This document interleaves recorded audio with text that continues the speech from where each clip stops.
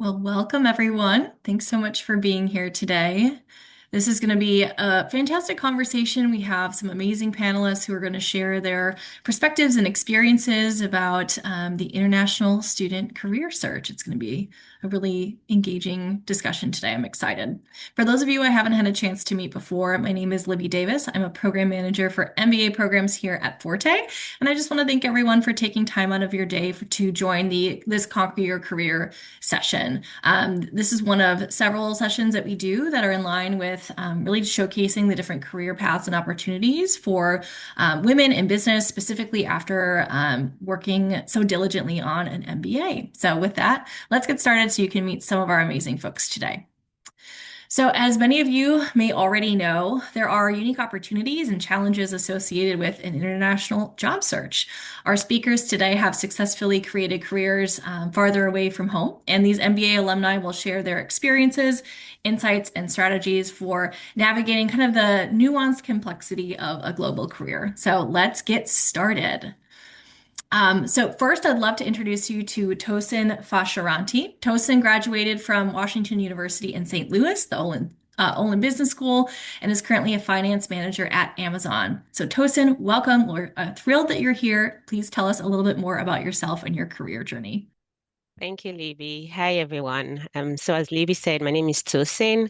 I earned my Bachelor's of Science in Systems Engineering from the University of Lagos, Nigeria. After that, I spent about 9 years working primarily in the financial services industry. I gained managerial experiences across technology, operations, credit risk, and compliance. But along the way, I also launched online female beauty store. That's my entrepreneurship aspect of myself. I co-founded some nonprofits supporting children and women in the underserved communities in Lagos. While I enjoyed my career in Lagos, in Nigeria, I decided to transition back into the tech space and pursuing an MBA, just felt like the right next step at that time. And after careful research, I chose the Olin Business School at Washington University in St. Louis. At Olin, it was a beautiful time. I was selected as a finalist for the 40 Eddie Hunt Inspiration Award. I also founded the Christian Business Fellowship Club. I served as the vice president of the Women in Business Club and the Finance Club. Mentorship has always been very important to me. So I served as a student ambassador as well for 2 years. I was a peer coach supporting fellow students, through both the academic and the professional journeys. But now, post MBA, I work for Amazon as a finance manager, but I also serve on the board of the Illinois Center for Autism. I'm super excited to be part of today's conversation, and I'm looking forward to speaking more. Thank you, Tosin. Yes, we are very lucky to have an Edie Hunt Inspiration Award winner with us today. So thank you, Tosin. All Absolutely. right. Next, I'm pleased to introduce you to Tanisha Kulkarni. Tanisha graduated from Cornell University, the Johnson Graduate School of Management, and she currently works as a senior product manager at JP Morgan Chase. Tanisha, welcome. Could you tell us more about your career? Thank you, and so nice to meet everyone today. My name is Tanisha, and my background has always been in the financial services industry, very similar to Tosin. I graduated my undergrad in computer engineering, and I worked for 5 years at Barclays, which is a British bank, through various technology analysts, business analysts, and technology product management roles through digital web services and business banking. Throughout my career, going to business school was always a dream that I internally harbored. Throughout the world of technology and business, I always wanted to know what was outside of it. What does marketing look like? What is strategy? How do business models really work? And I found myself through that process at Cornell, which was a very, very rewarding 1 year STEM MBA that I did. I did a lot of things which were outside of what I did, which was originally what I had planned for myself, taking classes which were outside of my domain, making friends, and really exploring Ithaca and New York City. Throughout my time, I also went back to Forte. I did the Forte MBA launch back in 2022, and I was telling Libby before that I also went back and was part of some Forte panels to help international students. And I'm glad that it's a full circle moment for me. So I'm giving back here. And right now, after MBA, I find myself at JP Morgan Chase, where I am a product manager in the payments and analytics domain, really executing everything that I thought I would be. So I'm really glad to be here today and answer all of your questions. Thank you, Tanisha. We are excited to have you here and, of course, very eager for all your insights. And I'm sure folks have a lot of questions for you too, so it's perfect. All right, so next, I'm excited to introduce you to Praisha Modi. Praisha is a business analyst within the MBA Leadership Development Program at Access, and before that was a student at Southern Methodist University. Praisha, welcome. Could you tell us more about your career experiences? Sure. Thank you, Libby, and thank you, everyone. I'm so excited to meet every one of you. I have a different career path, starting like my background is electrical engineering, and I've worked, before coming here, I've worked for 7, 8 years and across different industries, starting with oil and gas. So I worked 3 years into operations, process maintenance within oil and gas industry. But yeah, like as you look for growth, you want to, move out, switch. So I transitioned my career from oil and gas to technology to, because technology is a boom. So back in India, I moved to Deloitte. So in Deloitte, I worked for 4 years for different clients across telecom, communication and technology, and oil and gas clients as well, mostly supporting SAP implementation and processes. While working at Deloitte, my clients were mostly global and mostly US clients, and I worked with a lot of them. And then that gave me an idea or exposure to having my career built globally, because everything now you do is global. It's not in running in one country. So having that experience to have that education and just see how other part of the world looks like. So that was my motivation to pursue an MBA. And so I chose Southern Methodist University, like Hawks, because of its alumni, broad alumni network. And I really had 2 years of amazing time in terms of the kind of education, the kind of exposure. And what you say is like in MBA, you meet a lot of people and build a lot of network. So that was my building years. Like you do a lot of things technically, but what transformed me overall in MBA was my personality, was being able to talk to anyone at any time and do those networking, which you start, this networking is so daunting when you are introduced that for the first time. And then to a stage when you are doing that naturally and just trying to know more people and actually trying to learn about them and create a difference in their life. And similar to Tosin, some of my experiences were being a leader into graduate women in business. I was vice president of finance. I was the MBA peer coach. And those opportunities were just mostly to experience or, give myself that platform to be in that position and see how it feels like and if you can create a difference. And during the entire journey, there were so many alumni which helped me overall, and Forte was always there, starting from my MBA scholarship to be there in all these events. And like currently, I am the Forte ambassador for Dallas office, for Dallas here. I have organized a lot of Forte meetup. So it's been very exciting, and I love what Forte does, and I'm very happy to give back. So currently, I'm working at Access. It's a home healthcare technology space where I started into leadership development program. So where it's a CEO-led company, and I directly work with, most of my projects are with the CEO of the company, right? Where you're actually making business strategies, actually executing. So my transition from working in a company which was like 100,000 people to a smaller company which is growing, then how do you do everything? So that is the kind of transition and the work which I'm doing, and I'm really excited to be part of the company and really excited to be here and share my experience with you. So thank you, everyone. I'm sure folks are excited to hear more about that. That's great that you have that like direct line with the leadership at your organization, which definitely could be different from what other folks are experiencing. So excited to learn more. Thanks, Praisha.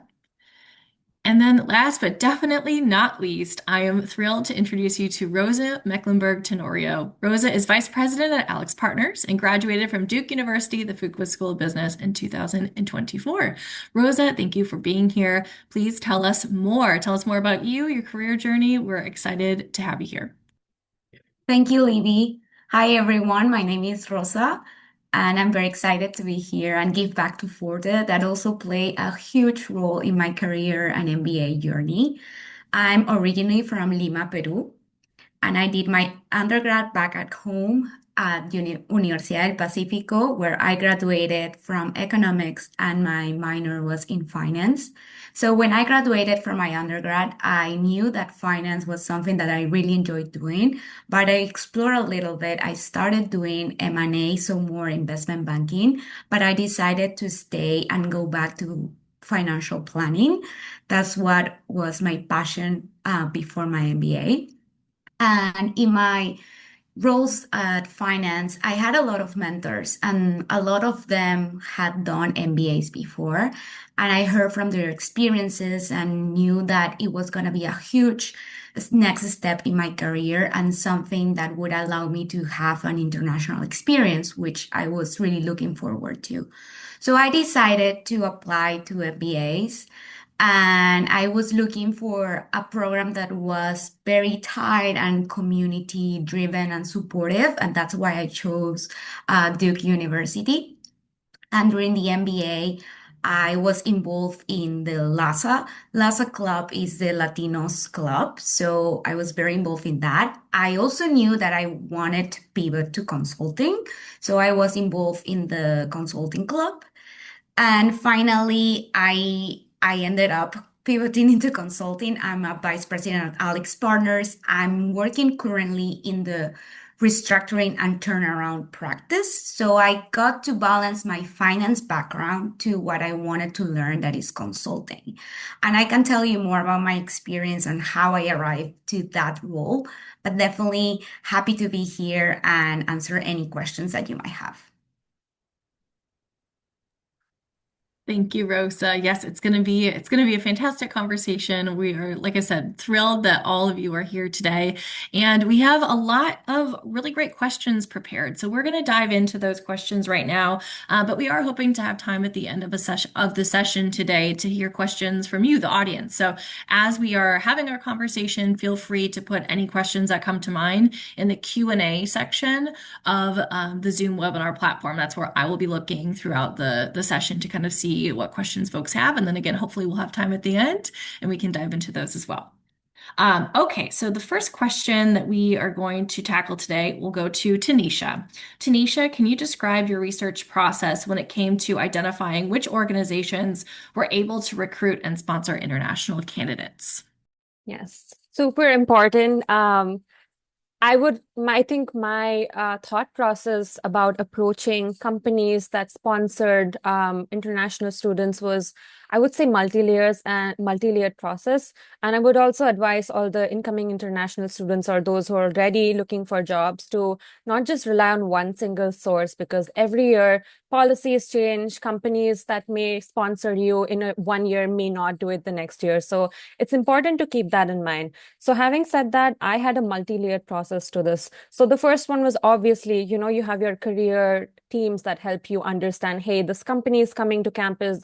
These are the companies that are going to sponsor for roles to international students. And these are who don't do that, right? And I think it's important to obviously do your own research as well. So I did look at a lot of data backed lists. There are a lot of websites like my H1B jobs who tell you, hey, these are the companies that have sponsored for so and so roles for these years. So do your own research and understand that maybe one company is sponsoring for, say, a program manager role. I'm just giving an example, but they may not sponsor for, say, a different kind of role. So it may be internally as well. For certain roles, they are sponsoring. For certain roles, they're not. And it could also be the case that for certain teams, they're doing it for the same role, and for certain teams, they're not. So it's not quite straightforward, right? So that's where you really rely on your own practice. The second thing I did was, we've done our data back research. Now it's time to validate that, right? And how do you do that? You speak to a lot of people. You're coming into school before you join. You start talking to your alums. You start talking to your seniors to know more about, hey, what is your company culture like? Hey, I'm an international student. So do you know if they sponsor or not? So do your own research and start networking beforehand. And that's something that I found super helpful when I was talking to certain alums of companies I wanted to be part of. And then I got this information. And lastly, what I did was, when I started applying for jobs, I had a tracker on hand. I'm an old school Excel girl, but do whatever you may, of companies that I applied to, the responses that I got, and then that really helped me fine-tune my strategy when I was applying to jobs. Which company should I target? Which role should I target? And the timeline. So I would say this was my three-layered strategy, but make sure that you're doing your investigation and background search beforehand, before you start applying, as that will help make your life much easier when you're applying to internships and jobs. I really appreciate you mentioning exactly how you thought about it and the fact that you started early. You started before your MBA even kicked off. I'm confident that kind of all that pre-work made it a little bit easier as you were kind of navigating those pieces. And I also appreciate you calling out like, whoever sponsored last year might not sponsor this year, or they might be sponsoring for one role on different teams. It might be a different story. So always asking those questions and diving in. I really appreciate you kind of calling that out because that it is so no, it is so nuanced and complex. So thank you for Great. kind of making that in a way that my brain definitely can makes a little bit more sense. Okay, so the next question is going to go to Tosin. Tosin, how did you find professional opportunities that were well aligned with your career interests? Were there any resources that helped you in this process? Thank you, Libby. Absolutely. Before starting my MBA, while I was still in Nigeria, I attended information sessions just like this one, as well as coffee chats and pre-MBA events that were organized by my business school. Those gave me early exposure to the international career opportunities, and then it helped me to understand what was possible. When it came to finding those resources that aligned with my interests, three main resources were actually especially helpful for me. I would say the first was my MBA, the program's career services team. They supported with a resume review because that's very important. It's ensuring that my resume aligned with what I wanted to pursue. There were a lot of information sessions as well by the school. And most importantly, because my school resumed way early, I think we resumed in June compared to when most of the schools probably resume August, September. So I had enough time, and I took advantage of that, and it forced me to get into recruiting mode very quickly. The second resource, which I would say is a very important one that helped me, was a platform that is called the MBA Exchange. This tool provides information on MBA job openings, the companies that are hiring, the events that are going on. And my school also helped us because they shared access with us, and they went further by sending weekly newsletter highlighting the open roles from the platform. Most importantly for me, of course, as an international student, was the fact that on that MBA exchange portal, they had databases of companies that were sponsoring H-1B visas. And so this allowed me to narrow down my target companies across industries. Um, and so every time I needed to speak to a company, I just went over to that particular platform, the MBA exchange. The third and the most useful resource would be the conferences, especially the Forte Conference and the National Black Conference. I received three job offers through networking at the Forte Conference alone. And as I said, because I resumed early, I was able to attend the Forte Conference that happened in June of my own year. I was very intentional. I attended the booths of the companies I was interested in, those that I had focused on based on that sponsor through the shortlisting I did with the MBA Exchange portal. So what I did was I built relationships with all of those companies that I visited at the conference. I followed up with coffee chats until I knew when the applications were opened. I applied to the three companies, a bank, tech firm, and then a hybrid company. And I received, offers from those three companies. To God be the glory. So in summary, I would just say the biggest resources for me were the Career Center. It's very important to utilize them very early, even before the MBA program starts in itself. And then that particular tool, the MBA Exchange platform and conferences, opportunities are very many. Yeah, Thank you, Tosin. That's amazing to hear that you had three opportunities from the Forte conference. That's the absolutely. best compliment that we could I get. So know. I am thrilled to hear that. And it definitely sounds like all the pre-work that you did in advance of all those things helped. So thank you for sharing that, especially that MBA exchange resource that you mentioned. Okay, next question is for Rosa. Rosa, how did you choose your target geographic location or locations? What factors were a part of your consideration set? Sure. So usually location will be tied to what your target industry is. For example, if you want to do more the traditional MBA path of investment banking, you probably end up in New York. If you want to do tech, you probably end up in the West Coast. Or with consulting, it's a little bit more flexible. So I'm gonna share more about how I chose to be in Chicago. That is where I live now. I would say some people put the job role overall everything and they forget that location is important, but I would uh, emphasize that it is. Once you end up working after your long day at work and the weekends, you really need to enjoy where you are because that's what gonna make you feel alive and enjoy the community and the hobbies you have. So if you are more flexible on location, I would say talk to your classmates or MBA classmates or any friends you have that live in the US and let them share about their cities or where they grew up. If they really keep enjoying where they grew up and go back, that is a good sign that it's a good city. Also, do your own research, I would say, and think, okay, what is important to me? It's do I want to be outdoors every weekend? Do I wanna be in a big city? What are my hobbies? Where can I do that? So that would give you a clear idea of what are your priorities when looking for a city, if that's flexible for you. It was for me. So, for example, one of the things that I do enjoy or that I enjoy doing in my free time is going to museums, going to arts, shows, music. So I knew that Chicago has a big music and theaters scene. So that would be something that I would consider. Also, where maybe your closest MBA friends are going after graduation, that if you want to build a community that and follow the community you had in the MBA, that would be another thing to consider. In my case, there were people from my MBA moving to Chicago, not all of them. So I had to rebuild my community once I moved here to work. And another thing I would consider is also the weather.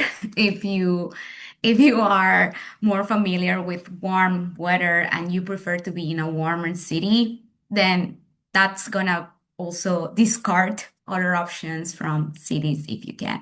So overall, I would say if if you have to end up in the West Coast or New York or any specific location because of the type of work you want to do, then of course your options are limited.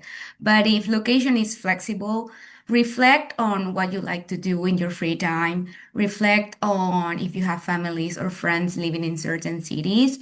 And finally, also what is the if you want to save more money, what is the the budget that you should have for each of the locations. So those were my key components of how I made my decision. All very good components. And I can imagine if you liked art, hopefully you spend a lot of time at the Art Institute, which is one of the Amazing. It's lovely. I beautiful. love it. One of my Thanks. favorites. Yes, love Chicago. What a great choice. But also very good to be thinking about all those different pieces too. Okay, so our next question will go to Tanisha. Tanisha, what was your networking strategy? How did you get in touch with the right people? Yeah, that's a very good question. I would say I was super intentional about networking right from the start. And I know someone mentioned, networking being very daunting. And as an international student who never really networked much before, I completely agree with that. And thankfully, the Cornell Johnson community, the alums were super warm, super approachable, and super friendly. And going through some of the Forte MBA launch programs, they actually teach you, how do you network? How do you approach people? What should be the content that you send when you send out these invites? And I also learned some of these tactics through my colleagues or through my B school classmates.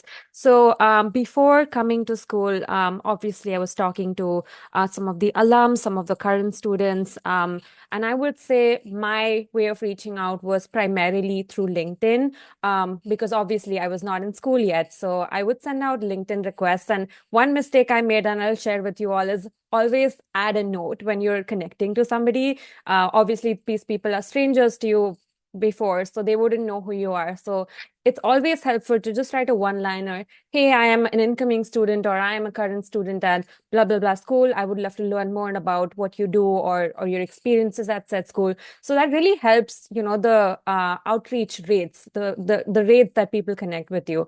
So I started doing that.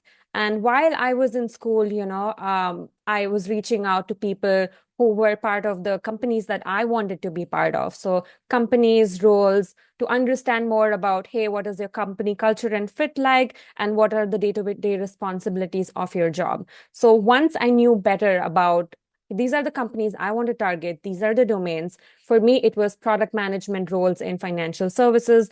I was also looking at program manager roles because I was interested in that. That really helped me fine tune my application strategy. The second point I would mention is make sure that you keep following up with the people. You had your coffee chat sometime in January. Send them a follow-up. Hey, I'm looking to apply to these roles. Could we talk more about that, or could you refer me to it? My approach was I never directly asked, hey, refer me to this role, but rather, when I indicated an interest, the person would, I think 70% of the time they would come back to me and, hey, yeah, you seem like a good fit, or you seem like you're interested. If you are applying down the line, I'll be happy to refer you. So that's when you come back to them and say, hey, I'm applying now. Could I get some more help? That was my warm networking strategy. Now I'll also give you a hot take. When you are in the thick of recruiting, you want to be connected with, there are 1,000 applicants per role within 24 hours. It's the market's pretty brutal right now, let's be honest. So I also had a cold networking strategy where I would reach out to people who were in the positions of headcounts. For instance, if I am applying to a product manager role, I would reach out to heads of product, managing directors of product, or basically people who were in the position of headcount, and be like, this is my, summary. I come with X years of experience in financial services. I'm really interested in this role that was open on your team. Can I get 5 minutes of your time to talk more about that? So being very concise in my messaging, and I would say 10 to 20% of the time this worked. And I'll also say that gave me 2 job offers at the end of my MBA. So this worked for me. And just 2 things, right? Reaching out to people in positions of power, because if they have a role open on their team or their broader org who they can refer you to, that's a win for you. Or if not, you can continue reaching out to them. And the second strategy was your warm approach, where you continue, nourishing these leads. And obviously you can get more information. But for me, on the personal side, I also made friends. Somebody that I reached out to before my MBA, they were also in New York, and I ended up in New York after my MBA. So we're right now really good friends. So it's honestly a win-win. So I will say, reach out. You should be a little shameless, is what I say. Reach out to people. If they say no, it's fine. But if they say yes, you never know, you may end up with a friend or a good connection. So to summarize, warm networking strategy, continue reaching out, cold networking strategy to people in positions of power, and thirdly, be shameless. I love it. I love it. Be shameless. I'm going to take that with me into 2026. That's my new motto. Thank you, Tanisha. Our next question is for Praisha. Praisha, to what extent did you utilize the alumni network at your academic institution as a part of your job search? And in what ways were you supported by this group? Yeah, sure, absolutely. I think Tanisha covered some of those, experience as well. So, like I said, one of my reasons for choosing Cox School of Business was the alumni network. And how do you get to know about it? It's like before, when I was in the process of my admission, I reached out to a lot of alumni from different schools, which I have like interview with, and you talk to them, and you find that warmth and you find that support. Whoever you reached out, like in LinkedIn, that warm strategy. Okay, you reached out to so many people. How many of them responded? respond. But in my case, most of my alumni responded. Most of them, they were like willing to have a call, giving me, those insights. So I think that was very helpful. The second piece of it is when I came to the school, right? Since there is a peer coach, which we talk about, like there is a peer coaching in the entire setup, which is run by the Career Center, where your alumni help you, with your resume reviews because they have gone through that process in the previous year, what the companies look for. That is the continuous support you get from your alumni. And apart from that, the students, like the alumni who are the current students in the second year, they are your, one-on-one help where they help you with case method of solving, case methodology. You work with them. I remember, like when I was practicing cases, I did most of my cases with my alumni. I had very good connection with some of my alumni. They used to give me time over the weekend. Anytime they're there, we'll just set up a time for the entire month for 2 weeks, and we're just practicing. So this is the kind of network I leveraged. And apart from that, even like when you are in the job, right? I think Rosa or Taseen mentioned about the mentorship, right? The continuous mentorship you need, even if you're in your job, if you feel like stuck, hey, I'm not growing, I feel like I need to take a different direction. So alumni will always be there in your entire career journey, even if you graduate. So I think these were some of the areas where I felt like alumni network always helps. And being in a city where, for example, you have moved to a different location where you don't have friends, I think maybe you can find some alumni and make your own friends. Like right now, I live in a community with and I moved to this community because two of my alumni lived here, and they are now that's my best friends now, more than my actual colleagues. So here it is. I love it. I love making friends, and I love that your friends are so close to you too. That's wonderful. And I also appreciate that you mentioned utilizing the second year students and their experiences and their perspectives because they have, they've gone through kind of what you're going through, and being able to continue those relationships after they graduate too. So important. Okay, next question for Tosin. Tosin, how did you promote your unique knowledge, skills, and abilities to potential employers? And to what extent did you incorporate your quote unquote pitch throughout your interactions with company representatives? All right. Thanks, Libby. These conversations are really interesting, you know. So my pre-MBA experience in the financial services industry was quite diverse. I worked in multiple capacities, which gave me a broad foundation and exposure to different skill sets. So even though I knew I wanted to remain in finance, but transition into the tech space, right? I didn't limit myself to only the tech companies, especially even now. Instead, I was very intentional about my strategy.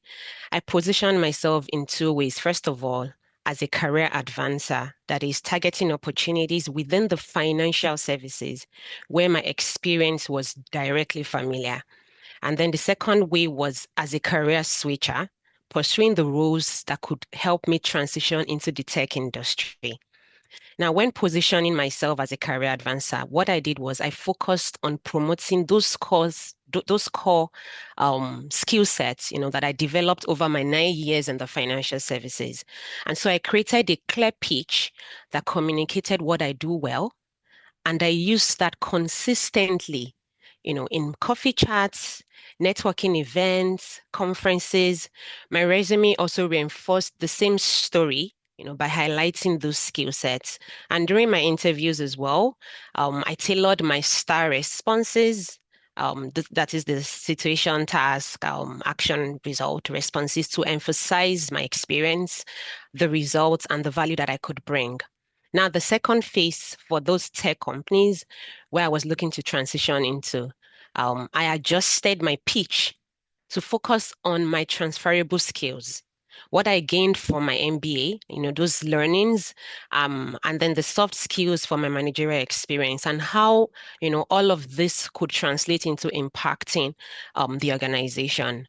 So overall, I think I found it very important to clearly and quickly communicate my value in every interaction during the MBA because your pitch eventually should be very consistent across the resume, networking conversations, and the interviews, because that consistency really is what helps employers to remember you and understand your unique values. Yeah. I love the way that you thought about it and the two different frames of the career advancer and career switcher. I think that that's a really Mhm. powerful way to think about how to approach that pitch. So Mhm. thank you, Tosin. That makes a lot of sense. Absolutely. Obviously, it Absolutely. was also successful. So Yes, a it great was. model, great model for folks to use. Okay, next question to Praisha. Praisha, to what extent did you participate in career-related events, activities, or conferences, and which ones did you find to be the most helpful?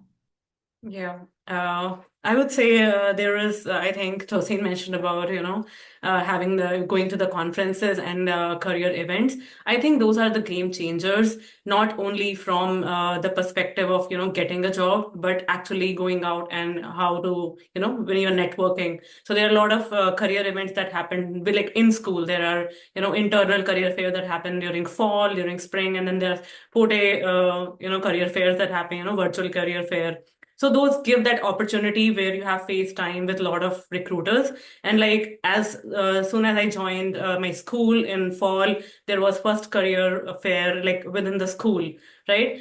That time we don't even know how to make that pitch to the recruiter. So we were suggested by the careers our the career team that go and just talk to them, and maybe just start with talking to someone who you don't want to actually get a job with. Just go and practice with them. How will you put yourself in front of a recruiter? What would be that elevator pitch, what you're going to talk about in a minute or so that they remember you, because they're talking to 50 people in a room in a span of 2 hours.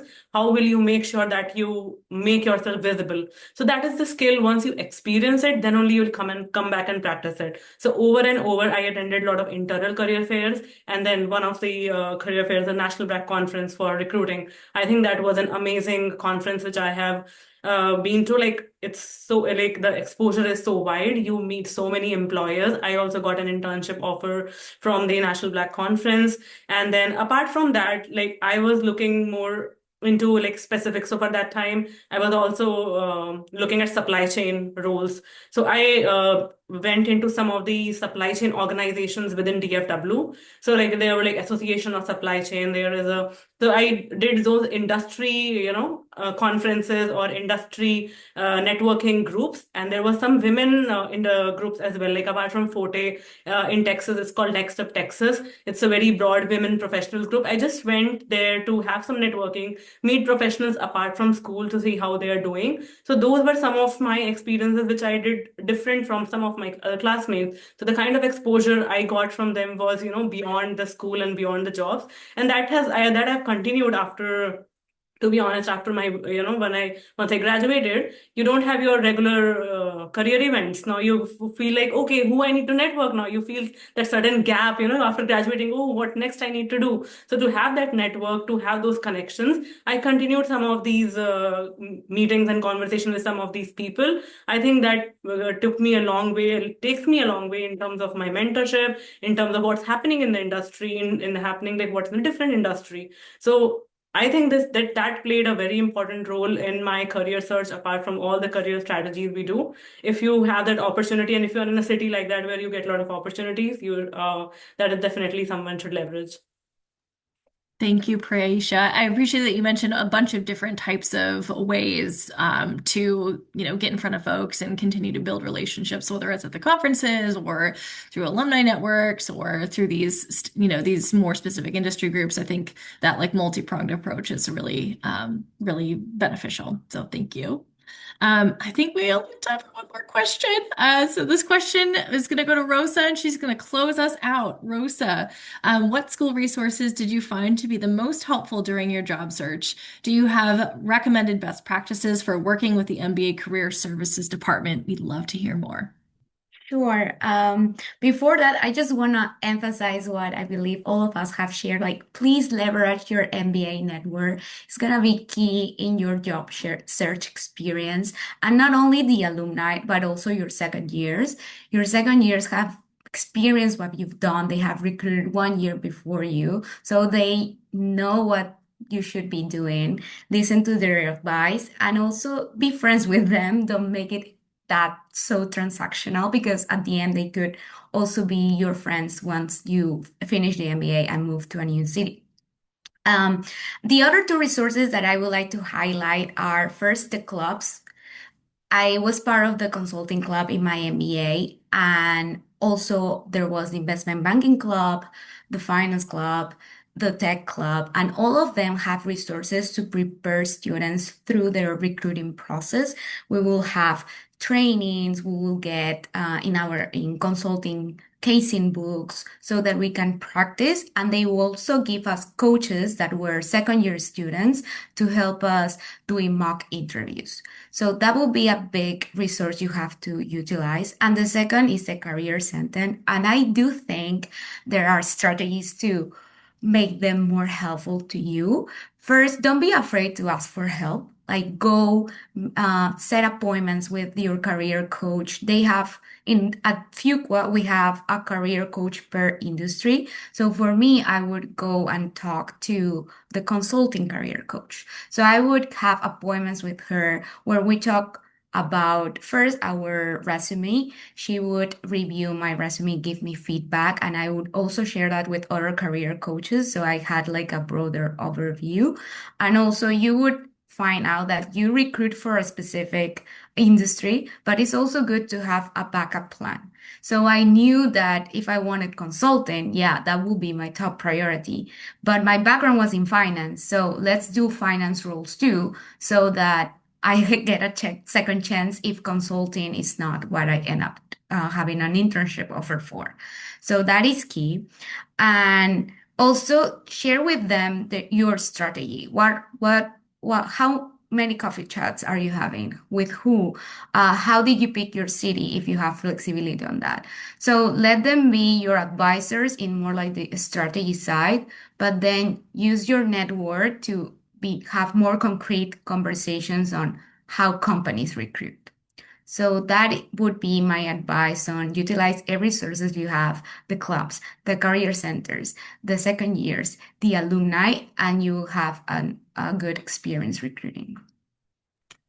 Thank you, Rosa. That's a great way to end our conversation today. And I also appreciate that you were mentioning all the different ways to be engaged, but also to think about your career path moving forward and what potential paths it could be. It could be this one particular goal, but then like making sure that you have a backup just in case. I thought that was a really meaningful way to think about it too. So thank you for sharing all those things, and thanks to everyone today for being on this session. We are almost exactly at time, so I'm so sorry, but we won't be able to take questions from the audience, even though I was hoping we'd be able to. But hopefully everyone here today learned a lot. I know I did, and that you can take everything that our wonderful panelists today shared and move forward with life, whether you're in the kind of pre-MBA stage or you're a current MBA student and you are in the thick of recruiting right now. So best of luck to everyone, and I know you're going to do great. I also wanted to just mention that a recording of this webinar and many others that we've done throughout the years are available on demand on our Forte website. We'll also be sharing this out via email afterwards as well. So if you want to watch it again, you're very welcome to. But otherwise, we hope to see you in the future at another Forte event or session. We have a Conquer Your Career taking place in February, where we're focusing on women who are in positions of leadership within the entertainment and media industries. So if that sounds interesting to you, we hope that you join. Otherwise, I hope you have a great rest of your day. Thank you all so much for being here today, and we'll talk to you real soon. Thanks, everyone.